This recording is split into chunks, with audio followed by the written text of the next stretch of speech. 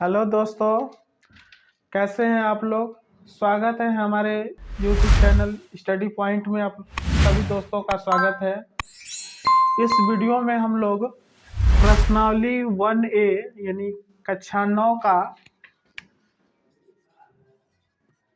9 मनोहरे book का प्रश्नावली 1A हम लोग एक एक क्वेश्चन स्टेप बाय स्टेप पढ़ेंगे। पहला क्वेश्चन देखते हैं। इसमें कह रहा है कि 20 और 40 के बीच समस्त सम धन पूर्णांक लिखने हैं। सम धन पूर्णांक का मतलब होता है इस सम और विषम, भाज्य और अभाज्य के बारे में हम लोग इस अगले वीडियो में पूर्ण रूप से इसके बारे में जानकारी दिए हैं। देखें पहला क्वेश्चन, 20 और 40 के बीच समस्त समधन पूर्णांक लिखिए। देखें समधन पूर्णांक क्या होता है? जो 2 से विभाजित हो जाए, ऐसी संख्या जो 2 से विभाजित हो जाए वह क्या होती है? सम। और धन का मतलब होता है जो पॉजिटिव हो यानी प्लस हो। तो समधन पूर्णांक क्या होगा? 20 और 40 के बीच। तो 20 के बाद से हो जाएगा 22, ये भी 2 से विभाजित होगा। और उसके बाद से हो जाएगा 24, 26, 28, 30, 32, 34, 36, 38 और 40 तक ही कह रहा है। तो क्या हो जाएगा? और इसके बीच में कह रहा है, इन दोनों के बीच में कह रहा है। तो देखें इन दोनों के बीच, अब इससे आगे जाएंगे तो 40 हो जाएगा। तो यानी दोनों के बीच की जो संख्या हो जाएगी 22, 24, 26, 28, 30, 32, 34, 36 और 38। और यही इसका क्या हो जाएगा? आंसर हो जाएगा। ठीक है। नेक्स्ट क्वेश्चन देखें, क्वेश्चन नंबर 2। क्वेश्चन नंबर 2 कह रहा है 1 से 10 तक, 1 से 10 तक अभाज्य धन पूर्णांक। हर जगह धन पूर्णांक की बात हो रही है। धन पूर्णांक लिखना है, यानी जो भी लिखना है इसमें माइनस नहीं लिखना है, प्लस ही लिखना है। तो अभाज्य धन पूर्णांक, तो अभाज्य संख्या हम जानते हैं, अभाज्य संख्या पहले भी पढ़े हैं इसके बारे में। वे संख्या जो स्वयं से कटती हो, स्वयं से कटती हो, यानी 2 है तो 2 से कटे, 3 है तो 3 से कटे, 5 है तो कह रहा है 1 से 10 तक। तो कौन सी संख्या होती है जो स्वयं से कटे? 2, 2 ही से कटता है। उसके बाद से 3, 3 से कटता है। 5, 5 से कटेगा। और 7, अब इसके बाद से होता है 11। लेकिन 1 से 10 तक आ रहा है तो ये संख्याएं हमको क्या हो जाएंगी? 2, 3, 5 और 7। और यही इसका क्या हो जाएगा? आंसर हो जाएगा। ठीक है। क्वेश्चन नंबर 3 कह रहा है 2a + 1 का क्रम अनुयायी पूर्णांक लिखना है। क्रम अनुयायी पूर्णांक क्या होता है? इससे एक है, एक का हम पूछें कि क्रम अनुयायी पूर्णांक बताना है तो इसमें क्या कर देंगे? एक का हम लोग क्रम अनुयायी पूर्णांक हो जाएगा 2, 2 का पूछें तो 3 हो जाएगा, 3 का पूछें तो 4 हो जाएगा। कैसे हो रहा है? यानी ये सब में एक अधिक है, यानी एक हम क्या कर रहे हैं? जोड़ रहे हैं। एक एक जोड़ रहे हैं तो 2 हो रहा है, इसमें भी एक जोड़ रहे हैं तो 3 हो जा रहा है, 3 में एक जोड़ दें तो 4 हो जा रहा है। तो इसी प्रकार इसका क्रम अनुयायी पूर्णांक जब लिखेंगे तो 2a + 1 है तो इसमें भी क्या कर देंगे? एक जोड़ देंगे, बराबर हो जाएगा 2a + 2। और यही इसका क्या हो जाएगा? आंसर हो जाएगा। अब देखते हैं next question, question number 4। Question number 4 क्या कह रहा है? 2/3 का योगात्मक प्रतिलोम ज्ञात कीजिए। देखिए इस अगले वीडियो में हम योगात्मक प्रतिलोम नहीं बताए थे, लेकिन इस वीडियो में हम योगात्मक प्रतिलोम के बारे में पहले आपको बता दें। योगात्मक प्रतिलोम, उसके बाद से गुणात्मक प्रतिलोम। योगात्मक प्रतिलोम क्या होता है? 2/3 का योगात्मक प्रतिलोम ऐसी संख्या जिसको जोड़े, ऐसी कौन सी संख्या होगी जो इसको जोड़े और इन दोनों का योग 0 हो जाए? 2/3 है, इसमें कौन ऐसी संख्या जोड़ें कि दोनों का योग 0 के बराबर हो जाए? तो देखें इसमें क्या जोड़ेंगे, यानी इसको हम जोड़ें क्या, -2/3। देखिए प्लस माइनस आप जानते हैं कि अगर मैं एक में क्या जोड़ें कि जीरो हो जाएगा, तो हम लोग जोड़ते हैं, क्या जोड़ते हैं, माइनस है। और ये प्लस माइनस जानते हैं घट के क्या होता है, जीरो हो जाता है। तो 2/3 में क्या जोड़ें कि यह शून्य हो जाए, तो क्या जोड़ेंगे, -2/3 जोड़ेंगे तो क्या हो जाएगा, शून्य हो जाएगा। तो इसका योगात्मक प्रतिलोम का मतलब होता है कि ऐसी जो संख्या दिया हो इसमें क्या जोड़ें कि इन दोनों, ये संख्या और इसमें जो जोड़ रहे हैं वो संख्या, दोनों का योग शून्य के बराबर हो जाए। तो आप साधारण से ये सब चीज़ें नहीं समझ रहे हैं तो साधारण ये जान जाइए कि योगात्मक प्रतिलोम का मतलब होता है तो जो संख्या दिया हो इसी का हम लोग क्या करते हैं, उल्टा यानी माइनस कर देते हैं। तो ये प्लस है तो इसका क्या हो जाएगा, हम -2/3 हो जाएगा, और यही हमारा आंसर हो जाएगा। अगर मैं ये माइनस में दिया हो तो इसका उल्टा जो होगा वो प्लस हो जाएगा।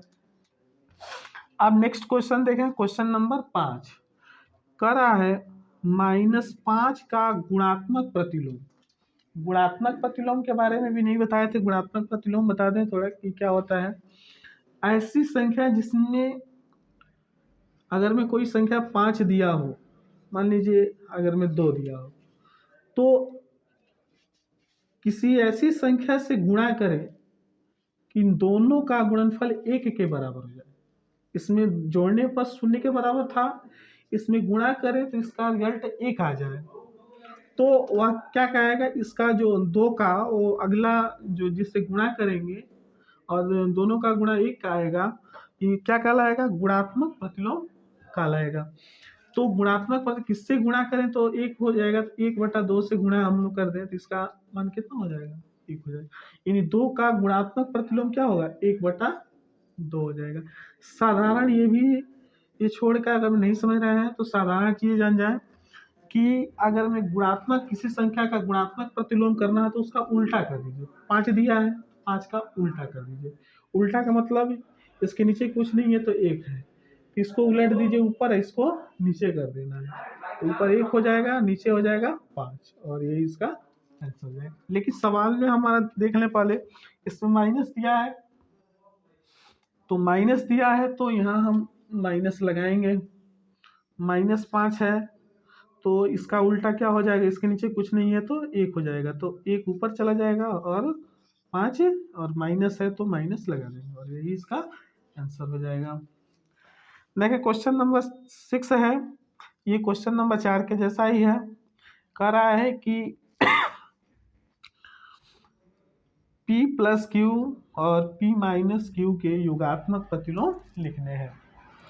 तो योगात्मक प्रतिलोम आप जानते हैं कि अगर में जो संख्या दिया गया हो, अगर वो प्लस है तो माइनस कर देंगे, तो यहाँ प्लस है तो इसको हम क्या कर देंगे, माइनस कर देना है। तो P+Q करके कोष्टक करके यहाँ माइनस कर दिए ना, इसका अगर में करेंगे तो P-Q और इसके आगे भी हम माइनस कर देंगे, और यही इसका क्या हो जाएगा, आंसर हो जाएगा। अब क्वेश्चन नंबर 7 देखते हैं।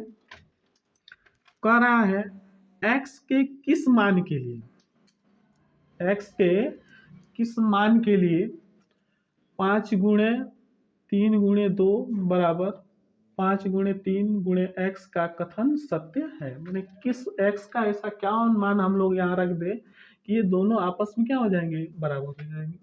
तो आंसर हम यहाँ भी देख सकते हैं, अगर में यहाँ 5 है, यहाँ भी 5 है, यहाँ 3 है तो यहाँ भी 3 है, तो यहाँ क्या नहीं है, तो 2 नहीं है, तो x बराबर क्या होगा, 2 होगा, यानी x बराबर 2 के लिए कथन क्या होगा, सत्य होगा।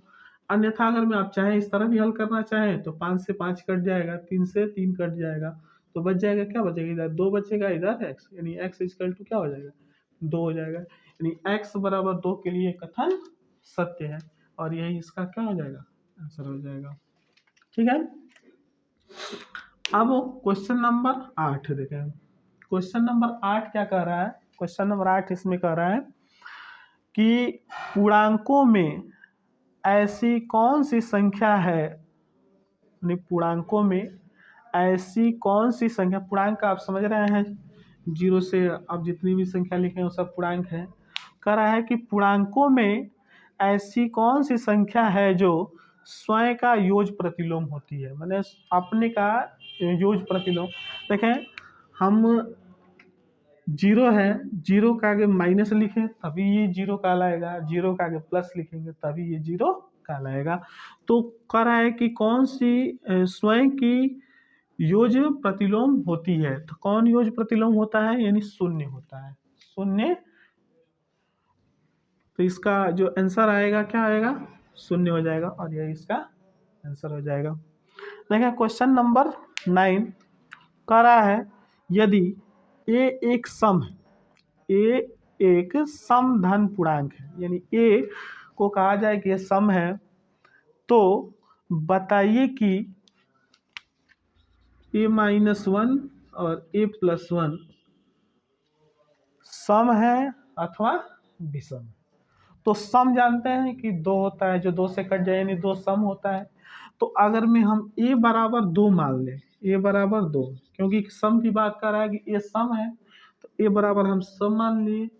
तो सम यहाँ क्या करते हैं, a का मान रख दें, यानी 2 - 1, यहाँ हो जाएगा 2 + 1 हो जाएगा।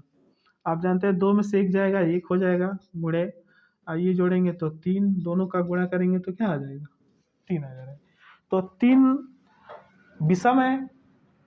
तो ये जो कह रहा है बताइए कि संख्या सम है अथवा विषम है, तो ये 3 क्या आ रहा है, विषम आ रहा है ना, तो ये लिख देंगे क्या है, यह विषम है, और ये इसका आंसर हो जाएगा। क्वेश्चन नंबर 10 कह रहा है संख्या रेखा पर 5 और 7 का योग लिखना है, 5 और 7 का योग लिखना है। तो देखें पहले हम लोग दाएं तरफ प्लस और बाएं तरफ माइनस लिखते हैं, लेकिन इसमें दोनों प्लस की बात हो रही है तो इधर हम लोग नहीं जाएंगे, 1 2 इधर माइनस होता है, लेकिन केवल प्लस से मतलब है हमको।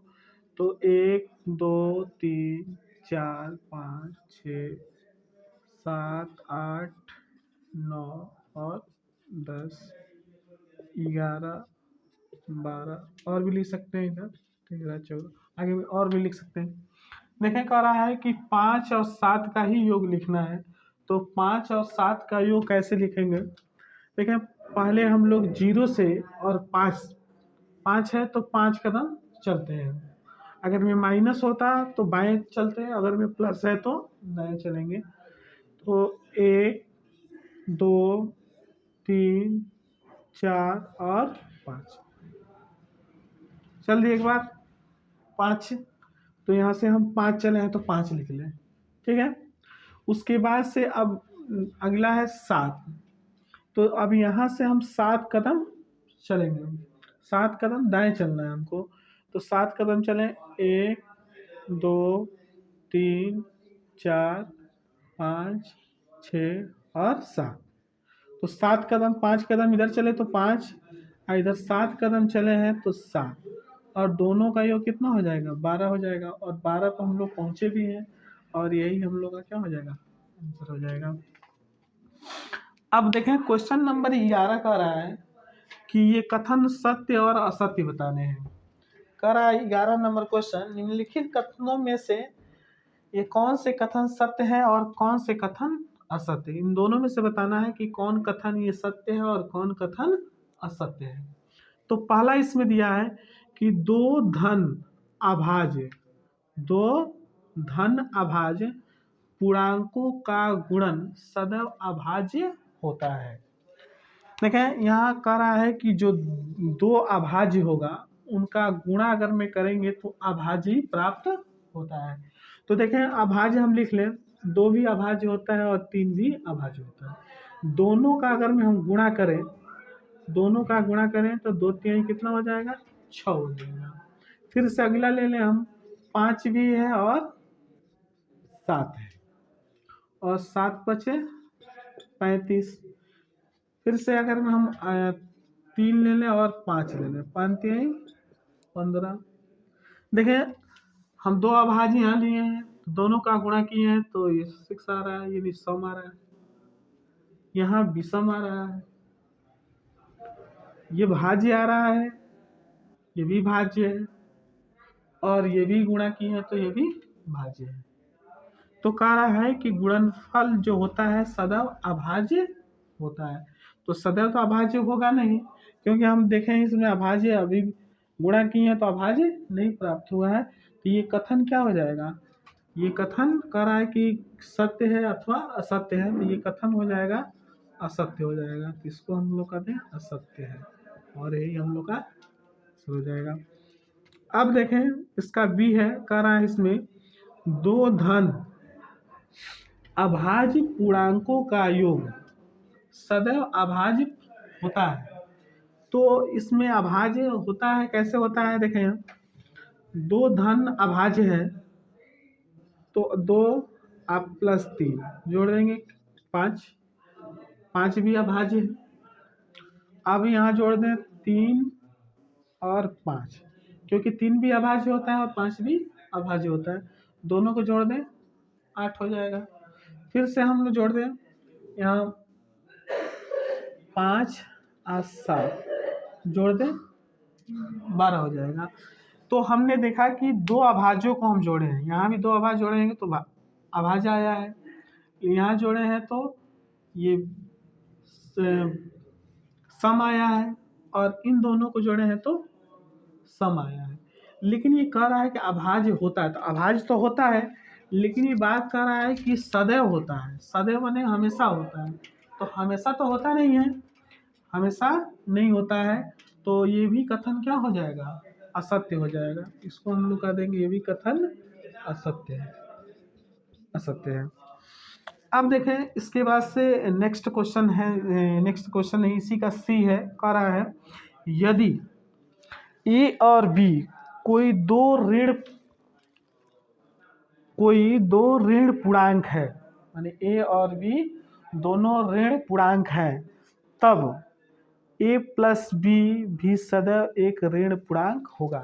देखें कैसे होगा, ये सत्य है कि कथन असत्य है, बताना है। देखें ए कह रहा है कि ऋण है, तो ए को हम ए बराबर -2 मान लें और बी बराबर भी क्या मान लें, -3 मान लें। ए भी माइनस है और बी भी माइनस है, कह रहा है दोनों माइनस, दो ऋण पूर्णांक लिए हैं तो दोनों ऋण पूर्णांक हम ले लिए हैं, और दोनों अब इसमें मान रखा जाए। देखें अगर में ये ऋण आ जाएगा तो कथन सत्य होगा और अन्यथा कथन, तो देखें ए की जगह पर हम लोग क्या रखते हैं -2 और बी की जगह पर हम लोग क्या करते हैं -3, और दोनों जानते हैं जुट जाएगा तो कितना हो जाएगा -5 हो जाएगा।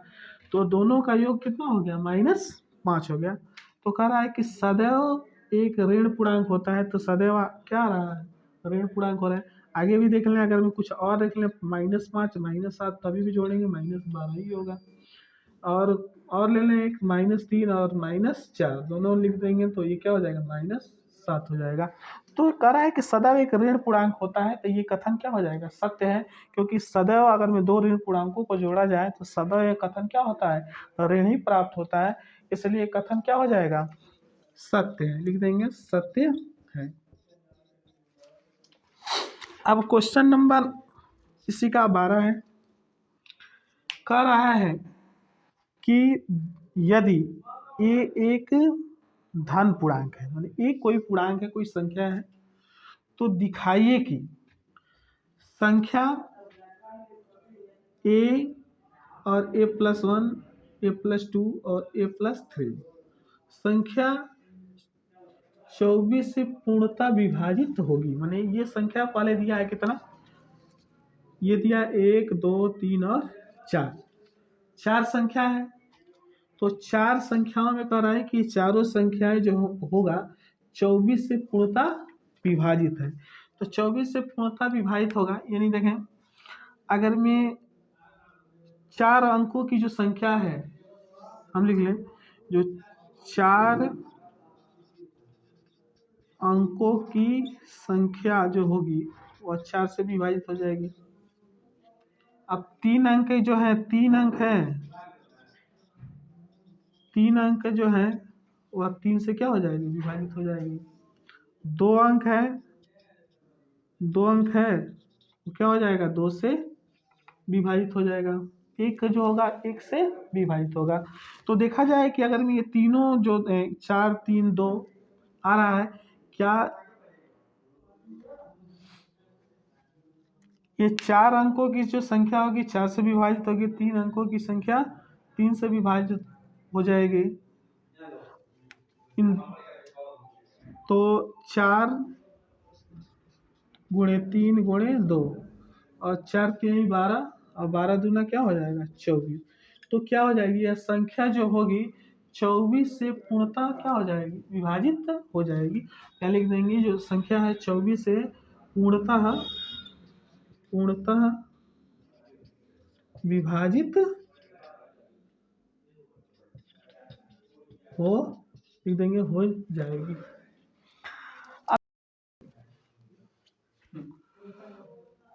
क्वेश्चन नंबर 13 देखें, कह रहा है कि ए एक समधन पूर्णांक है और बी एक विषम धन पूर्णांक है। तो बताइए कि निम्नलिखित संख्याओं में से कौन सी सम होगी, कौन सी सम होगी। इन क्वेश्चनों में कह रहा है कि कौन सी संख्या सम होगी, केवल सम ही बताना है कि इसमें कौन सम होगा। तो देखें कह रहा है कि अगर में ए एक सम है तो ए क्या होता है, सम का मतलब होता है 2, सम हो गया। अब विषम का मतलब होता है 3, तो विषम हम ले लें 3 ले लें। अब इसमें मान हम सब में रख दे रहे हैं, देख रहे हैं कौन सम आ रहा है कौन विषम आ रहा है। तो देखें ए का मान अगर हम 2 रखते हैं तो 2 का वर्ग अगर मैं कर दें तो 2 का वर्ग कितना हो जाएगा 4। तो 4 क्या आया सम आया। तो जो सम संख्या होगी सम संख्या क्या हो, ये तो पहला तो सम है। दूसरा देखें बी की जगह पर हमको 3 रख देना है, तो 3 का वर्ग करेंगे तो 3 का वर्ग कितना हो जाएगा 9। तो 9 क्या आ रहा है विषम आ रहा है। फिर से ये 3 नंबर देखें, ए का मान हम लोग 2 रख दें और बी रख दें 3 और इनको जोड़ें तो क्या आएगा 5 आएगा। तो ये भी क्या आया विषम आया। और यहाँ देखें 2 गुणे 3 2 3 6, ये भी क्या आ रहा है सम आ रहा है। यहाँ रख दें तो यहाँ हो जाएगा 2 और यहाँ भी 2 2 1 3 और 3 दूना 6, यहाँ रख दें 3 और 3 और प्लस 1, 3 1 4 और 4 3 12। तो इसमें कह रहा है कि कौन कौन कौन सी संख्या सम होगी। तो सम कौन कौन आ रहा है, सम ये आ रहा है तो सम संख्या यहाँ हो जाएगा सम होगा क्या क्या सम होगा ए स्क्वायर सम हो जाएगा। उसके बाद से ए गुणे बी ये सम हो जाएगा। उसके बाद से ए प्लस 1 और एक और हो जाएगा बी प्लस 1 और यही हम लोग का क्या हो जाएगा आंसर हो जाएगा। अब क्वेश्चन नंबर 14 है, इसमें बताना है कि धन पूर्णांकों के किन गुणधर्मों के अंतर्गत निम्नलिखित कथन सत्य है। यानी कौन गुणधर्म होते हैं, जैसे सार्चे नियम, क्रमविनीय नियम, निरंतर नियम, वितरण नियम। मैंने कह रहा है कि किस नियम के आधार पर ये कथन क्या होगा सत्य हो। पहले देखें सत्य है कि नहीं, उसके बाद से नियम जानेंगे किस नियम के आधार पर सत्य है। देखें यहाँ 8 7 15 15 3 45, इधर 45 आ जा रहा है, ये 45 हो गया बराबर। देखिए इधर भी 45 आ रहा है, 8 तरीका 24 और प्लस 7 तरीका 21, 24 21 24 और 21 जोड़ेंगे तो इतना आ जाएगा 45 आ जाएगा। तो ये दोनों तो बराबर है, तो बराबर जब है तो कथन सत्य है। अब कह रहा है कि किसके अंतर्गत ये सत्य है, मैंने किस गुण धर्म के अंतर्गत ये सत्य है। तो पहला है कि वितरण नियम इसको कहते हैं। अगर मैं इसको देखें यहाँ बांटा गया 3 से इसमें गुणा किया गया, फिर से यहाँ तो वितरण यानी बांटा गया यानी गुणा के रूप में इसको बांटा गया, इसको हम लोग क्या कहते हैं वितरण नियम के अनुसार सत्य है, वितरण नियम से सत्य है। ठीक है, तो ये क्वेश्चन नंबर ए हो गया। अब ये कह रहा है कि ये किसके अंतर्गत सत्य है। तो यहाँ देखें कह रहा है 3 प्लस कोष्टक में 5 प्लस 9, तो ये दोनों जोड़ेंगे तो 9 5 14 और 14 में 3 जोड़ेंगे तो 14 और 3 17 हो जाएगा। अब यहाँ देखें 5 3 8 और 8 में जोड़ेंगे तो ये कितना हो जाएगा सब, तो दोनों बराबर आ गए, ये भी सत्य है। अब ये किसके कारण सत्य है या किसके गुणधर्म के अंतर्गत सत्य है। तो ये सत्य होगा। देखें यहाँ ये 2+3 और चाहे 3+2 जोड़े, ये सहारचे नियम कहलाता है। ये अगर मैं इनकी संख्याओं को इधर उधर करके हम जोड़ रहे हैं तो उस नियम को हम लोग कहते हैं सहारचे नियम कहते हैं। यानी ये कथन जो होगा सहारचे नियम के अनुसार ये क्या होगा, सत्य है। ये भी क्या हो जाएगा, सत्य है। अब देखें यहाँ सी है, कह रहा 3×2 तो 6 हो जाएगा। अब 3 दूना 6, ये भी सत्य है। अब ये किसके अनुसार सत्य है, ये क्रम विनियम, क्रम को इधर उधर बांट के गुणा किया गया है, उसके अनुसार ये क्या है, सत्य है। तो इसको कहा जाता है क्रम विनिमय नियम के अनुसार, क्रम विनिमय नियम के अनुसार या क्या होगा, ये कथन जो होगा क्या होगा, सत्य हो जाएगा। इसके बाद से क्वेश्चन नंबर इसी का डी है, कह रहा है कि 3×5 और a×5, और जहाँ ए बराबर हम लोग 2 रख दें, 5 से 5 कट जाएगा। तो एक मिनट इस क्वेश्चन को पहले देख लिया जाए कि क्वेश्चन सही। देखिए यहाँ a बराबर 3 दिया है, माफ कीजिएगा ये गलती से, a बराबर 3। तो कह रहा है कि जहाँ a बराबर, तो कह रहा है कि a का यहाँ मान 3 है, तो ये कह रहा है ये किस नियम के अनुसार सत्य है, तो ये निरसन नियम के अनुसार सत्य है। निरसन नियम के अनुसार क्या होगा, ये कथन सत्य है। अब देखें इसका लास्ट क्वेश्चन है, क्वेश्चन नंबर 15। यहाँ लिखे हम संख्या रेखा पर -5, -2, 0, 1, 2 को दर्शाना है। एक संख्या रेखा पर इन संख्याओं को दर्शाना है। तो इन संख्या रेखा को कैसे दर्शाएंगे, देखें हम एक रेखा बना लें और इस रेखा के बीचों बीच हम एक शून्य संख्या लिख दें। शून्य आप जानते हैं, बताया पहले भी कि हम लोग दाएं तरफ पॉजिटिव और बाएं साइड में जो हम लोग लिखते हैं निगेटिव लिखते हैं। तो यानी हम प्लस संख्या लिख 1, 2, 3, 4 और 5, क्योंकि इसमें सबसे बड़ा 5 है तो 5 तक लिख दें। इधर भी हम लोग क्या लिख दें, -1, -2 और -3, -4, -5। तो यहाँ देखें ये 0 से कह रहा है कि इधर वाली जो संख्या है इसमें भले 3 ना दिया हो लेकिन लिख सकते हैं। यहाँ 1, 2 और इसमें 3 नहीं है, 4 भी नहीं है, 5 दिया है। तो 2 कॉलम इसको चाहे तो हम छोड़ के इस तरह भी लिख सकते हैं, 3 और 4 और 5 होगा, और लिख लेंगे तभी भी गलत नहीं है, ये हो जाएगा। इधर दिया है -2 और -5, तो यहाँ 0 से हम लोग -1 नहीं दिया था तो हमने -1 लिख लिया है। उसके बाद से -2 है ही नहीं है, उसके बाद से -3 इसमें नहीं है लेकिन हम लोग लिखे हैं -3, -4 और उसके बाद से लास्ट में -5, और यही इसका क्या हो जाएगा, आंसर हो जाएगा।